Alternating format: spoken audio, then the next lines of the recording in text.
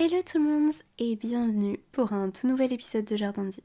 J'espère que vous allez tous très bien. On est le 3 décembre aujourd'hui, donc je vais vous raconter la suite de mon histoire d'amour.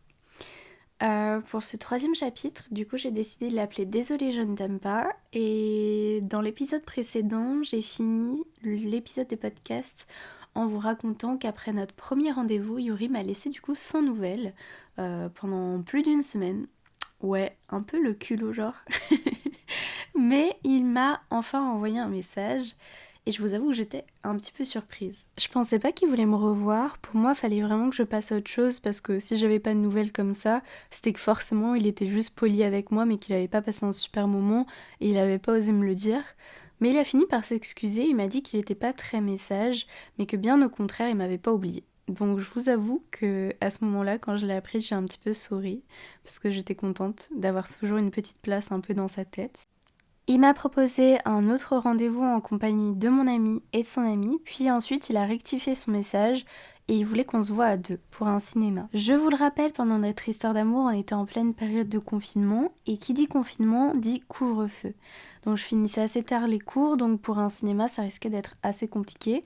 On devait aller voir le film Drunk au cinéma et finalement je lui ai proposé de passer la soirée chez moi et de lui préparer un bon petit plat et de regarder du coup un film dans mon studio d'à peine 20 mètres carrés. Il était très heureux que je lui propose cette soirée et il a accepté. Je décide donc de lui préparer des pâtes carbonara, mon plat préféré, et surtout celui que je sais le mieux faire. Lui, il va amener le dessert, il apporte vraiment toujours quelque chose chez moi, comme une bouteille de vin ou un dessert pour le partager avec moi. Je commence à stresser bien évidemment, je sais pas trop comment m'habiller, parce que je trouve ça bête de mettre une belle robe de soirée alors qu'on est confiné dans un appartement étudiant. Finalement, je reste dans un jogging de pyjama et un vieux t-shirt bleu marine. Et autre question qui me stresse avant son arrivée, c'est que je sais pas trop comment on va regarder le film. J'ai un espèce de vieux lit qui se met pas du tout en canapé, alors je pose quelques coussins contre le mur et j'essaye de créer un petit espace un peu cocooning pour que ce soit le plus chouette possible. C'est trop bête, mais avec lui j'ai l'impression que je peux tout lui dire, donc je lui dis directement que je suis stressée et il me répond qu'on s'aime bien tous les deux, donc j'ai pas de raison de stresser. Je vous avoue qu'à ce moment-là ça va beaucoup mieux parce qu'il vient de me dire qu'on s'aimait bien tous les deux, donc ça me rassure un petit peu. Mais nouille que je suis, je reste quand même stressée et il me demande mon adresse, donc je ne lui donne pas la bonne. Je sais pas quand j'ai pu me tromper, mais en fait je me suis trompée dans les numéros, j'habitais au 337 et je lui ai vraiment dit 335. Donc en fait il a fait le tour du quartier dans le froid pendant 30 minutes pour chercher une adresse imaginaire et j'ai fini par aller le chercher en bas de ma résidence. J'étais en pyjama avec mes cheveux accrochés dans un vieux chignon mal fait et pourtant il m'a trouvée jolie comme ça. On a donc mangé les pâtes que j'ai préparées, le délicieux gâteau qu'il avait amené, puis on s'est posé dans mon lit, on a regardé Le Tombeau des Lucioles. J'ai, pendant le film, ce petit stress à l'idée qu'il m'embrasse pendant le film. Donc je vais discrètement dans la salle de bain pour prendre un chewing-gum dans le paquet que j'avais caché derrière le papier toilette. Ne vous moquez pas, je suis sûre qu'il y a plein de gens qui font ce genre d'astuces. Mais voilà, attention, je vais spoiler, mais pendant que la petite fille meurt dans le film, il y a un grand silence dans mon appartement et il me dit «Tu pleures?» Du coup, je me retourne vers lui pour lui répondre «Bah non», et il prend mon visage et il m'embrasse. J'ai des papillons dans le ventre, rien que de vous le raconter. Mais du coup, il me regarde, il me sourit. On regarde la fin du film ensemble, l'écran de fin défile. Puis, il se souvient que c'est le couvre-feu, il a peur de rentrer et de se faire arrêter par la police, alors je lui propose de rester chez moi. On passe la nuit ensemble, on se confie l'un à l'autre, et un truc que je me souviendrai toujours, c'est que pour ne pas me gêner, il reste habillé et il s'endort avec sa veste. Et ça, je trouve ça très mignon. Le lendemain, on va à l'école ensemble, il s'assoit à côté de moi, il y a nos petites mains qui se touchent timidement pendant un cours, puis il redevient froid et distant, et à la fin du cours, il s'en va sans me dire un mot. Donc, à ce moment-là, moi, je comprends pas vraiment ce qui se passe, et de suite après, je reçois un message de sa part qui me dit «Tu prends de plus en plus de place dans ma tête». Et je lui réponds que c'est réciproque. On se propose un troisième date, on va voir enfin Drunk au cinéma. Il est venu me chercher à la fin de mes cours avec sa Mini Cooper et j'ai vraiment l'impression d'être dans un film parce que toute l'école nous regarde partir et chuchote un peu des choses. Et, euh, et d'ailleurs, je vous le raconterai plus tard dans l'histoire, mais j'ai rendu beaucoup d'amies jalouses par rapport à ma relation amoureuse parce que c'était un des plus beaux garçons de l'école, donc forcément ça parlait beaucoup.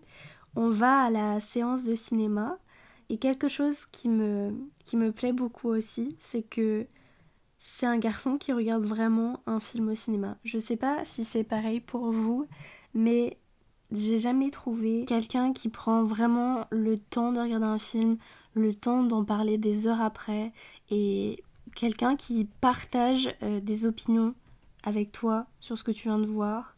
Vraiment, c'est trop chouette. J'ai toujours connu des garçons qui m'invitaient au cinéma pour avoir un prétexte d'être dans le noir et de s'embrasser. Donc ça m'a fait très plaisir de partager un moment comme ça avec lui. Après le film, du coup, il m'a invité à dormir chez lui et c'est à ce moment-là que j'ai rencontré tous ses amis qui étaient très sympas. Et pour la petite anecdote, la première fois que je suis venue chez lui, je savais pas qu'il vivait chez sa maman et quand il m'a présenté sa chambre, il y avait genre toute une armoire avec des bijoux, des collants et j'ai pensé qu'il se travestissait. Voilà, j'ai pensé que la nuit, ce beau garçon là, il se transformait en drag queen. Du coup, j'ai pas osé lui en parler, j'ai pas osé lui raconter ma première impression que j'avais. Et maintenant, il le sait et ça nous fait beaucoup rire. Mais, euh, mais ouais, je pense que pendant 2 ans, j'ai pas osé lui dire que je pensais que c'était une drag queen. Nous avons enfin décidé de sortir ensemble, c'est lui qui me l'a proposé en premier. Il m'a même dit qu'il avait très envie de tomber amoureux de moi et moi j'avais aussi très envie de tomber amoureuse de lui. On est tous les deux hyper excités à l'idée de se lancer dans cette nouvelle aventure, mais je dois repartir quelques semaines chez mes parents parce que c'est les vacances scolaires et ça nous rend un peu triste de plus se voir pendant quelques temps alors qu'on vient tout juste d'officialiser notre histoire. Mais, euh, mais on peut dire que ça va créer le manque, maintenant vous avez la ref. Donc on continue de parler par message pendant que je suis à la montagne. Et c'est drôle parce que lui qui est pas très message de base, il fait tout pour qu'on garde contact. Et je vous avoue que j'aime beaucoup quand on parle parce que c'est une sorte de drague hyper poli, il est toujours hyper respectueux. Donc j'adore ce côté-là de lui. Et pendant que je suis chez mes parents, du coup, à la télé, ils annoncent un nouveau confinement. Ça me rend triste parce que j'ai l'impression que ce nouveau confinement va nous empêcher de nous voir avec Yuri et de continuer notre histoire. Et je lui en parle et il me dit que j'ai pas à m'en faire. On va tout faire pour se voir. Donc on mène une sorte de relation un peu illégale. Il vient chez moi après l'école avec une attestation. On modifie tout le temps nos attestations, mais des fausses adresses, des choses comme ça. On se voit en secret après le couvre-feu dans des lieux sombres pour que personne ne nous voit. Et on fait même des petites soirées à mon appartement parce que chez lui, il y a plein d'amis qui se sont confinés dans sa maison. Alors pour passer un peu du temps ensemble, c'est compliqué, mais on se voit tout le temps chez moi. Mais le problème, c'est que le début de notre relation est déjà une sorte de routine. Alors j'adore la routine en général, c'est quelque chose qui m'a absolument jamais fait peur dans une relation parce que je trouve que même si on fait pas grand chose et que la routine de la vie est installée dans un couple, et ben on trouve quand même toujours des choses à faire pour la pimenter. Mais pour le coup, là je commence à la ressentir et vraiment on peut rien faire. Tous les restaurants sont fermés, les cinémas aussi, on se retrouve toujours chez moi, on se connaît à peine, on se confie sur notre passé mais on a du mal un peu à développer notre présent et notre futur. Donc plus les semaines passent, plus je sens qu'il se désintéresse de moi. Il m'envoie de moins en moins de messages, on se dit qu'on se voit mais ça aboutit pas. Je l'attends dans mon appartement toute la journée, il vient pas. Et on se voit même quasiment plus en cours parce qu'il vient plus. Et j'ai vraiment trop l'impression de lui faire honte et d'être dépendante de lui, j'aime pas du tout cette situation. Donc un jour on se revoit et il me dit qu'il ressent toujours rien pour moi après 2 mois de relation et que si c'est pareil dans quelques semaines, il faudra qu'on se dise au revoir quoi. Je vous avoue que j'ai pas de sentiments pour lui non plus, mais je me suis quand même attachée à ce garçon et j'ai l'impression que tout s'effondre autour de moi. J'ai l'impression que je serai jamais heureuse en amour. J'ai déjà eu 2 déceptions amoureuses avant. Alors est-ce que là ça va être la 3e ? Je sais pas et c'est terrible pour moi. C'est la fin de ce 3e épisode du calendrier de l'Avent Jardin de Vie. Si vous avez envie de savoir la suite, rendez-vous demain à la même heure. J'ai hâte de vous raconter ce qui va se passer. Vous avez des petites idées. Bah, bien évidemment, vous me voyez sur les réseaux souvent avec lui, donc je pense que vous avez une grande idée quand même de comment ça s'est passé. Je vous fais plein de bisous en attendant et à demain pour un prochain épisode de Jardin de Vie.